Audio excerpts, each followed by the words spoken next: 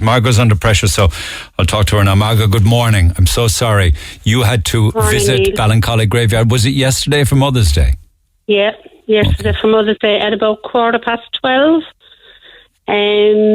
I went out. A lot of cars there, obviously. It was Mother's Day. Very busy. I didn't get surprised, but there was guards' cars there. So guards can visit graveyards too if they're on a break. So I didn't take any notice of that. Went off down towards my mother's grave, and I met this woman. And she said to me, "You're obviously going down to visit a grave." And I said, "I am." So she said, "Don't get a fright now," but she said there's a lot of the graves after being damaged.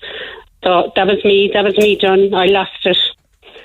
I said, "Okay, thanks very much." And by the time I got to my mother and father's grave, obviously I was in bits. But thankfully, my mother and father's grave, and my brother was in it, wasn't, but my grandparents were. Damaged? Yeah. Spray painted or damaged? Well, you know. Spray painted. Yeah, still damaged. Yeah. Now, my grandparents are in that graveyard. They must be there over 40 years, and 6 of their daughters, which one of those would be my mother. That's a very family-orientated graveyard, Neil. It's closed to the public for years and years. Anybody that's buried there now has family in there. So it's a very family-orientated graveyard. So the chances are that we had 7 graves in there.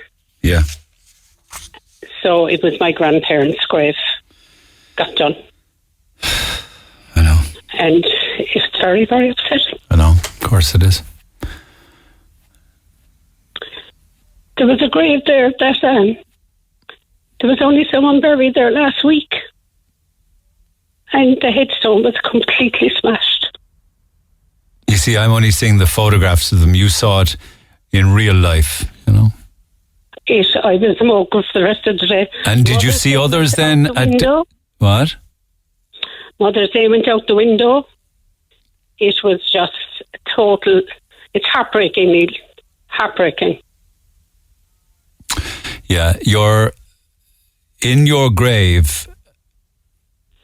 There would be my mum and my dad. Your and my mum, brother. your dad, and your baby brother, I think. Baby brother, yeah. Then my grandparents. And your grandparents. Have 6 daughters buried in that graveyard. And some of them have their husbands, which my mum and dad, my mum have. So it's devastating. Absolutely. And did you also see other families standing at the graves of their own damaged? Yeah. Oh, yeah.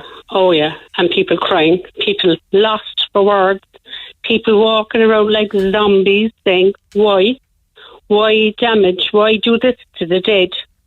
Why? You know, all these whys. Toppled headstones, cracked, broken in half, graffiti on other standing ones, spray painted. Yeah. But that grave, the headstone was broken and there was only someone buried in that last week. Obviously, there was a family member in it already. As I say, it's a family-orientated graveyard. Yes, I know. It's closed to the public for years.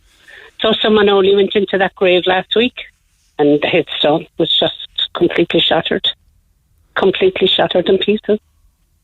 I don't know why as a society that's where we're at with some people. I don't understand it. I really don't. And that's actually a very kind of, it's behind the church, Neil. I can see some of the photographs. I can see the gable of the church right next to the church. The church is next to it. Yeah, it's right behind the church. All our loved ones are buried in there. They're buried from that church and it's the back of the church. Well, so it's actually a very, which you would think, a very safe graveyard, but accessible to the public. Well, the church gate is open, okay? So you can go in there. And the other way then is Aldi have a supermarket behind it and it's all fenced off. So now, obviously whoever was in there... If they want to get in, they'll get in. But your grandparents' headstone, all that black spray paint and everything, will you be able to get it off? Is someone going to do it? Well, by the time I was leaving that church today, there was about... My grandmother and grandfather, they had 11 children. I have nearly 180 odd cousins. because there was a lot of my mother's siblings. I'm one of 10, and 2 of my mother's siblings had 14 children. So I have a lot of cousins. They had big families back then, Neil. I had a lot of cousins. By the time I was coming away yesterday, there was about 7 of my cousins trying to clean that off from my grandparents' grave. And every one of them was as upset as what I was. Grown men. I met my first cousin. He just cried like a baby. He said, why more grandparents? They were very good living people. They did nothing out the way to anybody. So, I know. It's very upsetting. It is. So, how I feel about it, Neil, is I know. that if the people that did this have no respect for the dead, God help the living. Yeah, it's heartbreaking even to be talking about this as society seems to descend into tatters when you hear stories like that, you know.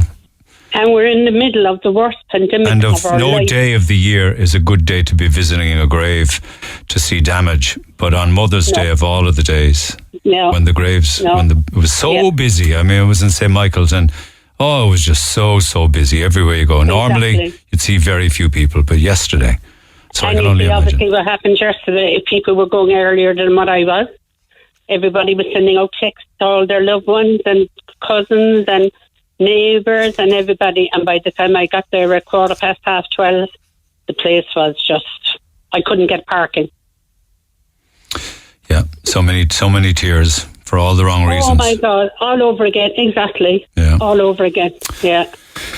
Thank you so much for coming on the air in spite of it being so upsetting to you, Margo. People need to hear your words, they really do. I hope it makes a difference. Okay, thanks a million. You're welcome, thank you. Back after the break.